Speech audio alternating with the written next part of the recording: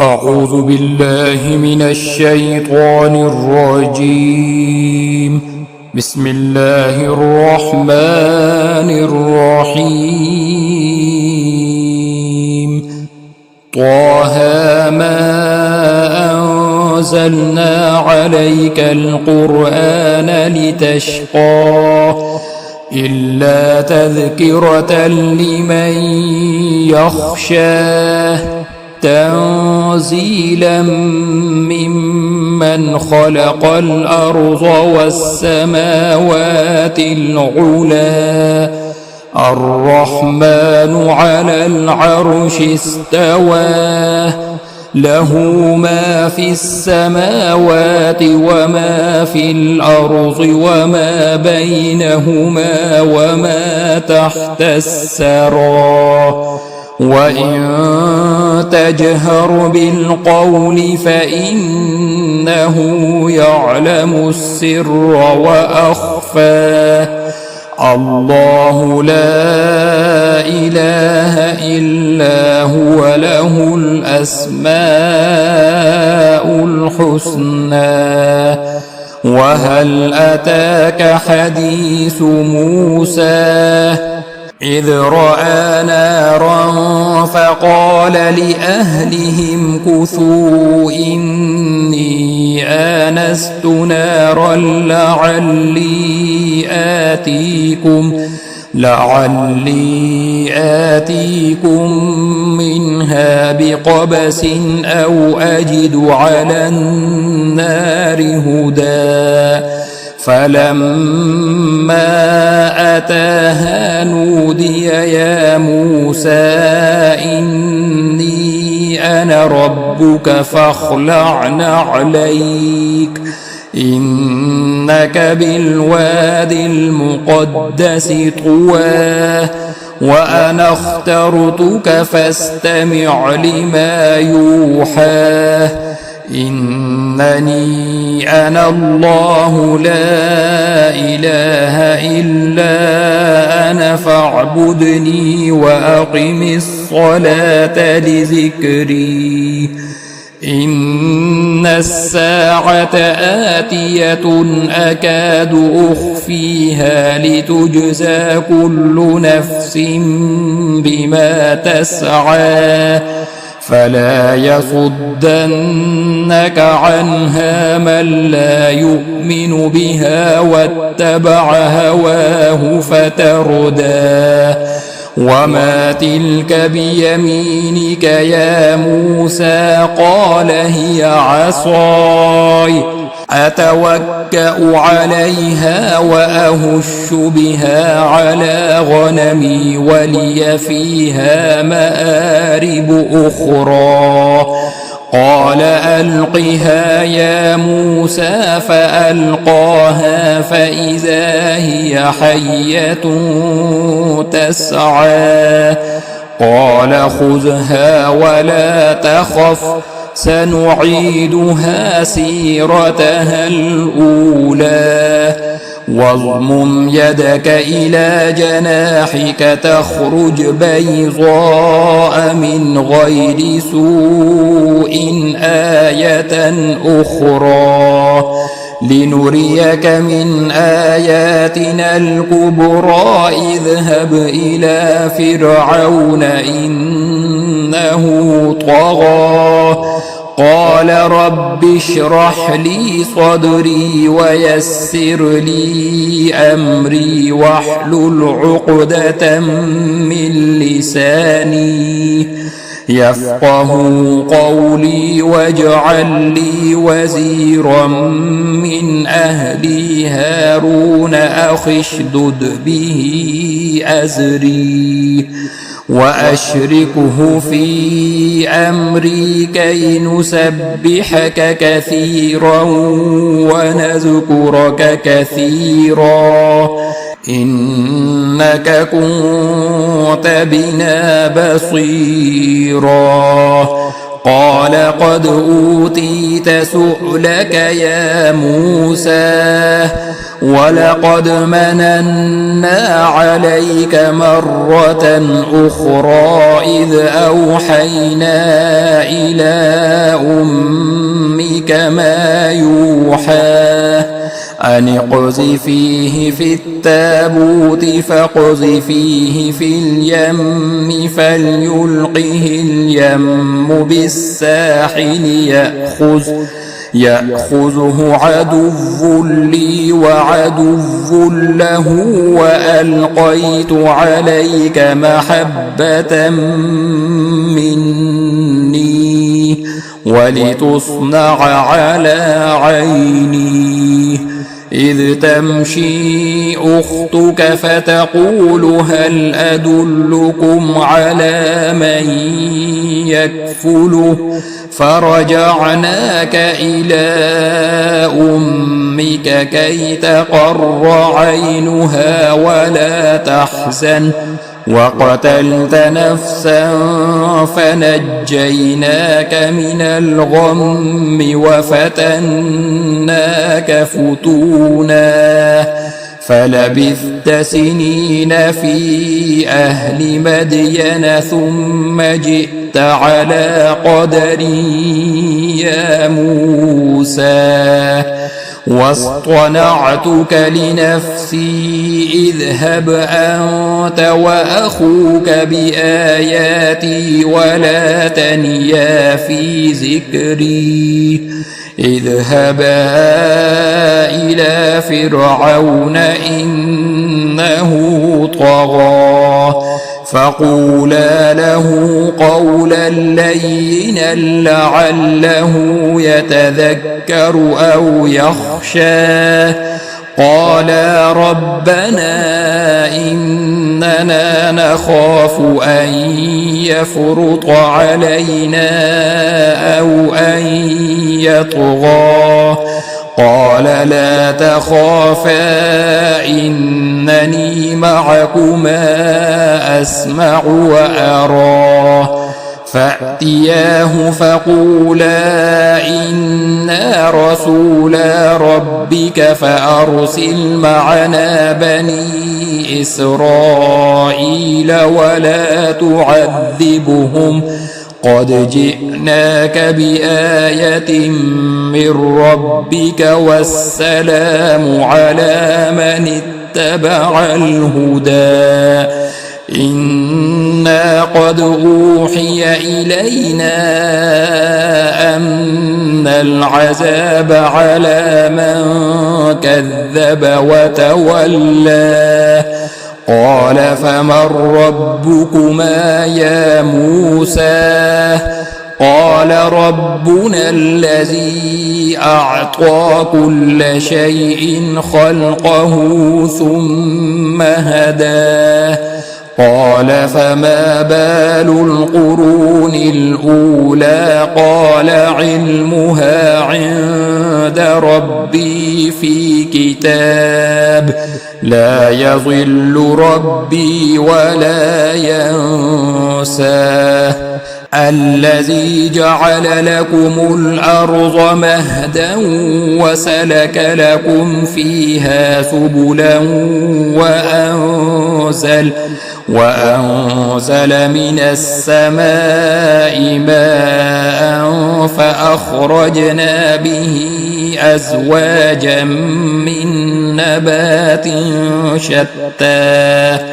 كلوا وارعوا أنعامكم إن في ذلك لآيات لأولي النهى منها خلقناكم وفيها نعيدكم ومنها نخرجكم تارة أخرى ولقد أريناه آياتنا كلها فكذب وأبى قال أجئتنا لتخرجنا من أرضنا بسحرك يا موسى فلنأتينك بسحر مثله فاجعل بيننا وبينك موعدا لا نخلفه نحن ولا أنت مكانا سوى قال موعدكم يوم الزينة وأن يحشر الناس ضحى فتولى فرعون فجمع كيده ثم أتى قال لهم موسى ويلكم لا تفتروا على الله كذبا فيسحتكم بعذاب وقد خاب من افترى فتنازعوا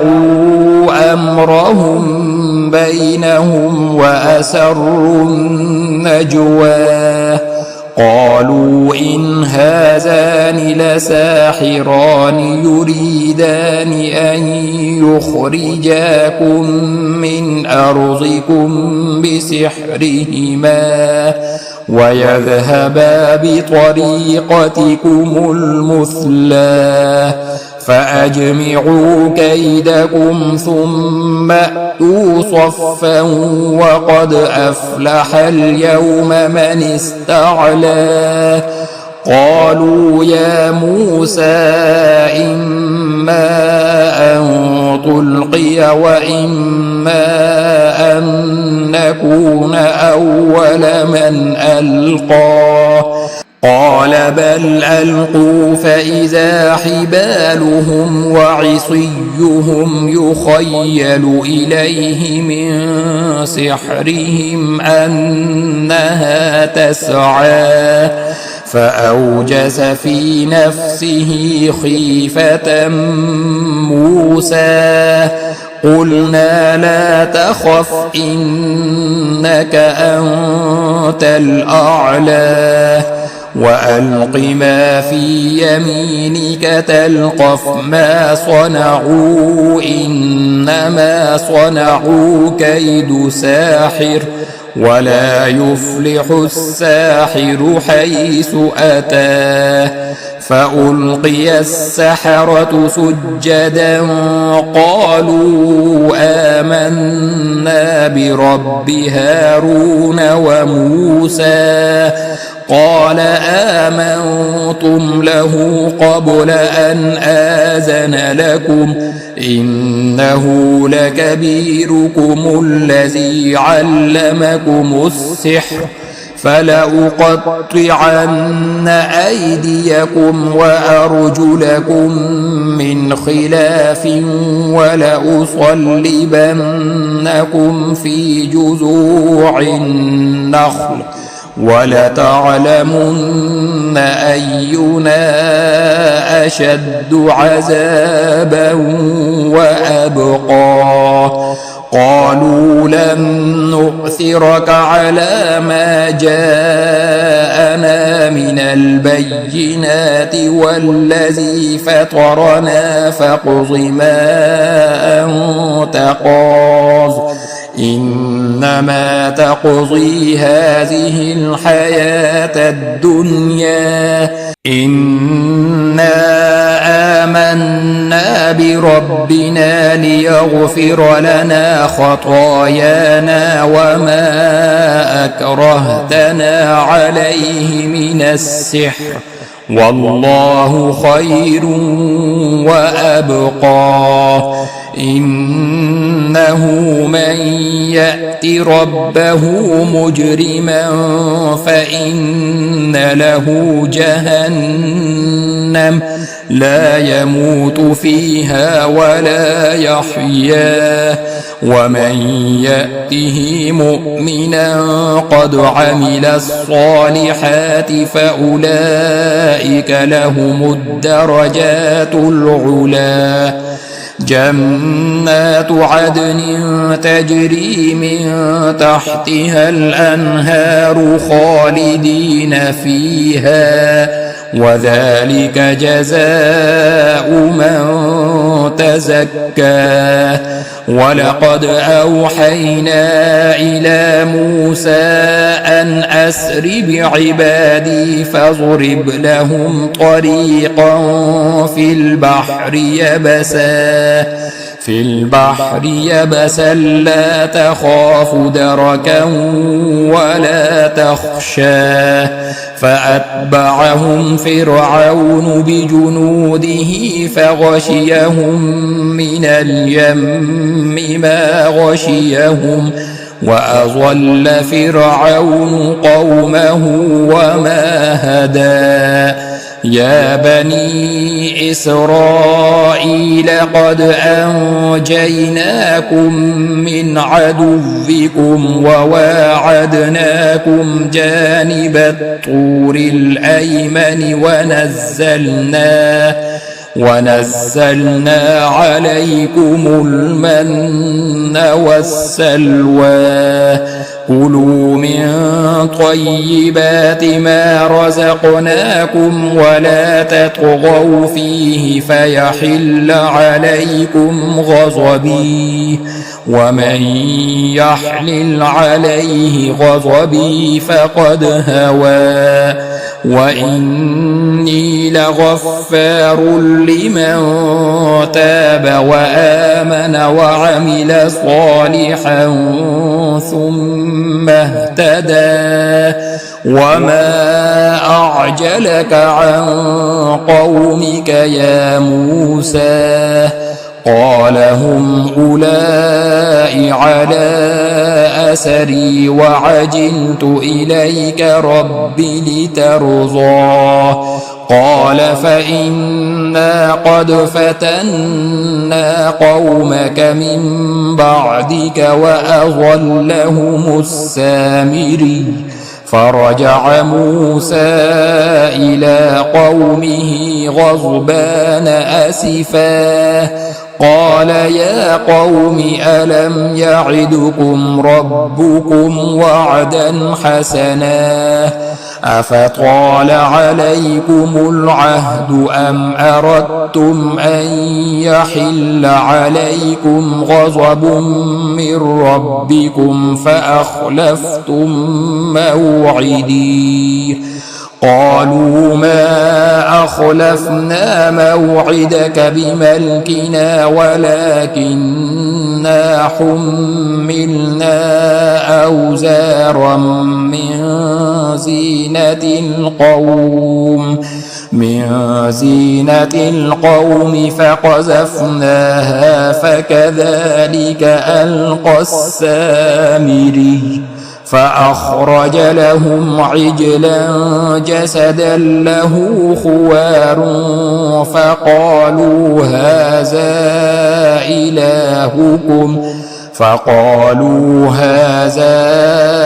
إلهكم وإله موسى فنسيه. أفلا يرون ألا يرجع إليهم قولا ولا يملك لهم ضرا ولا نفعا. ولقد قال لهم هارون من قبل يا قوم إنما فتنتم به وإن ربكم الرحمن فاتبعوني وأطيعوا أمري. قالوا لن نبرح عليه عاكفين حتى يرجع إلينا موسى. قال يا هارون ما منعك إذ رأيتهم ضلوا ألا تتبعن أفعصيت أمري. قال يا ابن أم لا تأخذ بلحيتي ولا برأسي إني خشيت أن تقول فرقت بين بني إسرائيل ولم ترقب قولي. قال فما خطبك يا سامري؟ قال بصرت بما لم يبصروا به فقبضت قبضة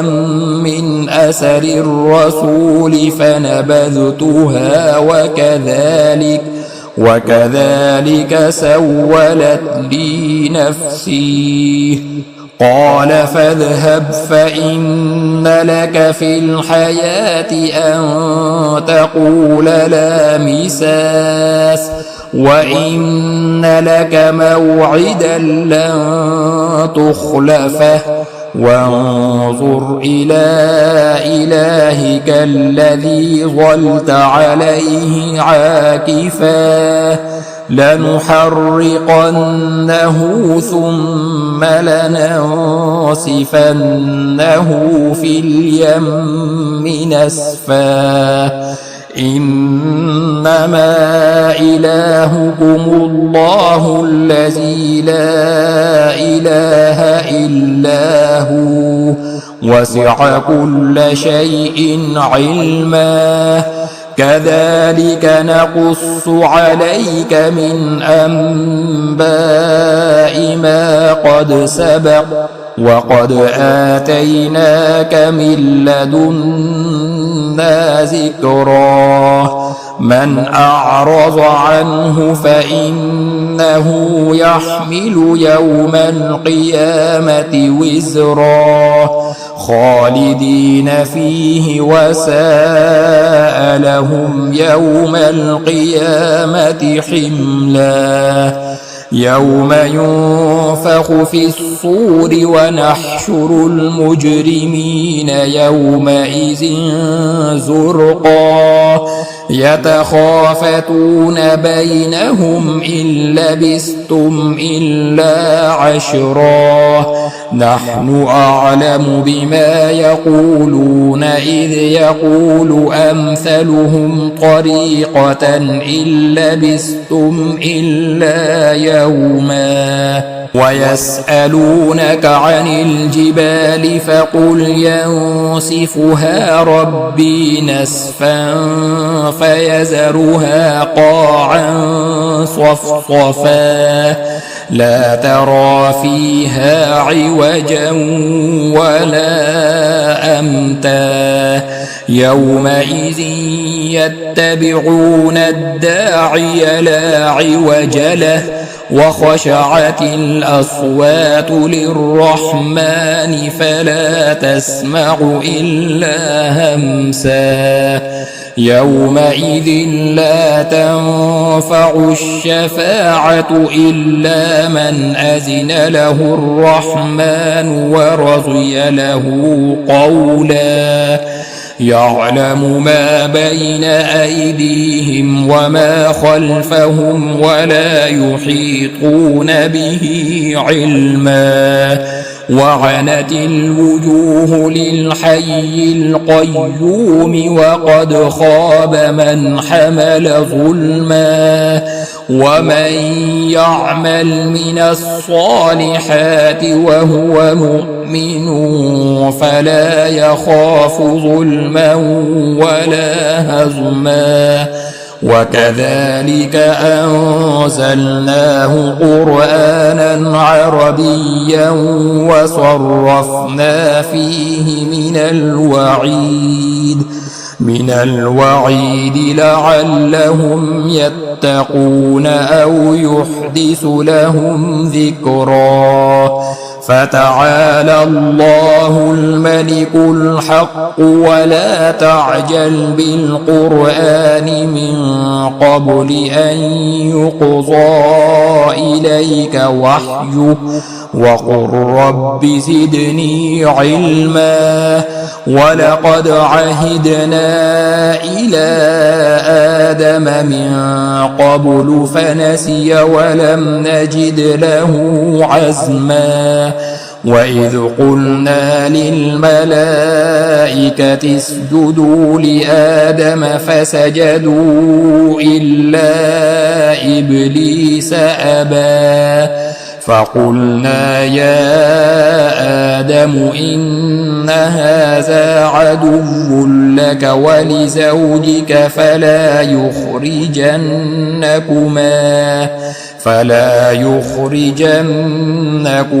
من الجنة فتشقى إن لك ألا تجوع فيها ولا تعرى وأنك لا تظمأ فيها ولا تضحى فوسوس إليه الشيطان قال يا آدم هل أدلك على شجرة الخلد وملك لا يبلى فأكلا منها فبدت لهما سوآتهما وطفقا يخصفان عليهما من ورق الجنة وعصى آدم ربه فغوى ثم اجتباه ربه فتاب عليه وهدى قال اهبطا منها جميعا بعضكم لبعض عدو فإما يأتينكم مني هدى فمن اتبع هداي فلا يضل ولا يشقى ومن أعرض عن